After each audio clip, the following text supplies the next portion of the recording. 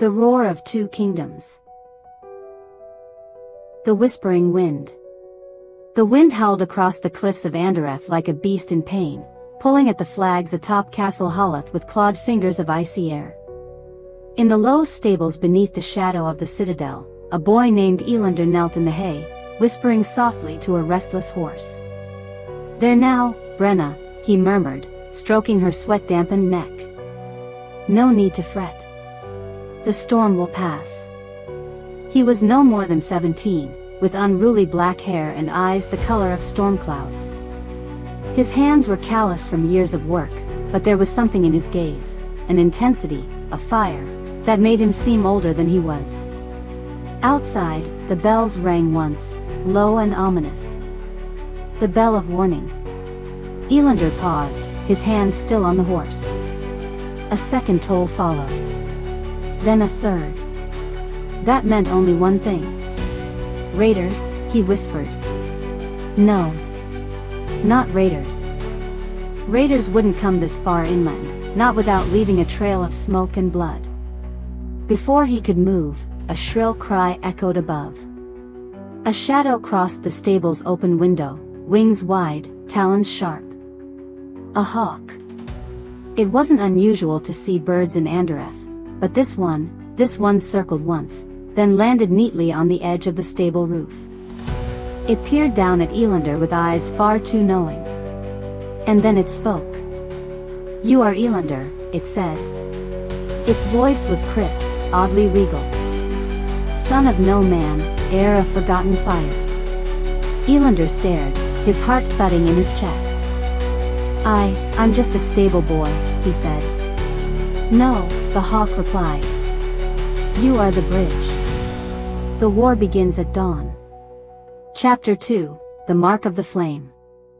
Elander stood frozen, the hawk's words echoing in his mind like the tolling of a distant war drum. "You are the bridge. The war begins at dawn." The bird hopped closer on the ledge, its feathers shimmering like burnished bronze in the stormlight. It studied him with unsettling intelligence. "Come," it said. "There is little time. You must follow me to the grove." "What grove?" Elander asked, glancing around. "And why me?" The hawk turned its head. "Because the mark on your shoulder burns." "Does it not?" Elander flinched. The creature couldn't possibly know. Yet, under his tunic, the strange birthmark, the shape of a flame coiled around a sword, was indeed warm, tingling with a heat that had grown steadily over the past few months. "I don't understand," he said. "I've never left the city walls.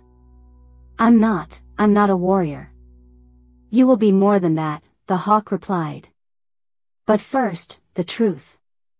The Grove of Enwyn holds answers buried by time. You were hidden from the world for a reason, Elander. That reason no longer matters. The kingdoms stir. Beasts gather in the west. Your people march east. And in the middle, the tree dies. The tree." Every child in Andereth had heard of the tree of Earletha, the source of all life, planted in the center of the world. Legend claimed its roots stretched into both the human and animal realms. If it withered, both realms would fall. "How do I know I can trust you?" Elander asked. "You don't," the hawk said simply. "But your mark burns because the tree is dying.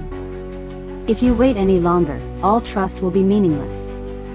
The hawk leapt from the ledge, its wings catching the wind as it soared into the gray sky. Elander hesitated only a moment before bolting out of the stable, past the clanging bells, and into the storm. Chapter 3, Into the Wilds. They left the city under the cover of twilight, slipping through a shepherd's gate on the southern wall.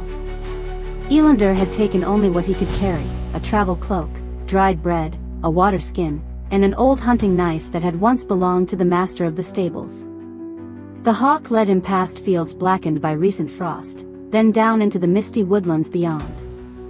For the first time in his life, Elander crossed into the wilds, untamed forest that stretched to the distant highlands, territory neither man nor beast had ever fully claimed. Night fell quickly here. The moon rose red, peeking through twisted branches like a bloodshot eye. Strange sounds echoed in the dark, hooting calls, low growls, chittering laughter. Elander walked on, heart pounding, each step further from everything he had ever known. "Are the beasts watching us?" he asked the hawk. "Always," it replied. "But they do not attack." "Not yet." "Because of you?" "No," the hawk said. "Because of you." They reached the grove of Enwin by midnight. The trees here were older than the stone walls of Andereth, their bark silver white and their roots glowing faintly blue. At the grove's heart stood a circle of standing stones, and in the center, a small pool, still as glass. "This is where it begins," the hawk said, perching atop the tallest stone. "Kneel at the water." Elander obeyed. The pool shimmered. And then he saw. A vision, not a dream, not a memory. A great tree, its leaves golden, its trunk wide enough to cradle a castle. Then fire. The leaves blackened. The sky cracked open. War. Thousands of beasts, bears, wolves, lions, even eagles, charged across scorched fields. On the other side, men in silver armor fell in droves. At the center of it all, he saw himself. Holding a sword wreathed in flame. Standing atop a hill. Screaming as a great lion lunged toward him.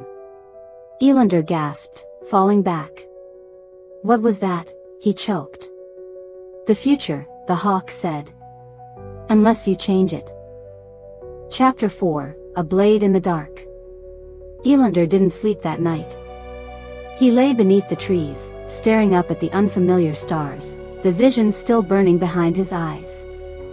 By morning, he had questions, hundreds of them, but the hawk answered only a few. "You were born during the eclipse 17 years ago," it explained as they walked through the dawnlit forest. On that night, the high seer of the beasts saw a flame appear in the sky. It was said a child would be born, one who could speak to both kingdoms. "You. But why was I raised in Andereth?" Elander asked. "To hide you from the Beast King." "The Beast King?" The hawk landed beside a mossy stone and nodded. "His name is Theragon, Lord of Claw and Tooth. Once noble, now corrupted. He seeks the tree's power for himself.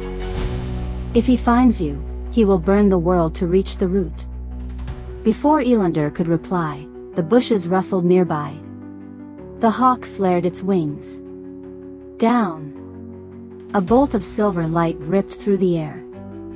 It struck the ground beside them, hissing as it sizzled into the dirt. Out of the shadows stepped three figures, men in dark cloaks, their faces masked, their eyes glowing faintly green. "Seekers," the hawk hissed. "Theragon's hunters." They moved fast, blades flashing.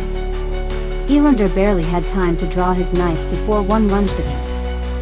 He dodged, swung wildly, missed. Another circled behind. The hawk dove from above, talons slicing across one man's face. Elander rolled aside, reached for a fallen branch, and as he touched it, the mark on his shoulder flared.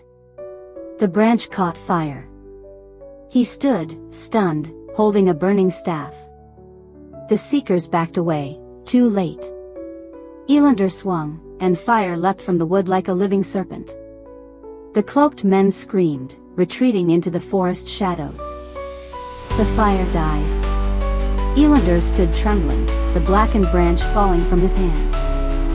What was that?" he gasped. The hawk stared at him. "The first awakening," it said softly. "You are fireborn, Elander. And the world is beginning to notice."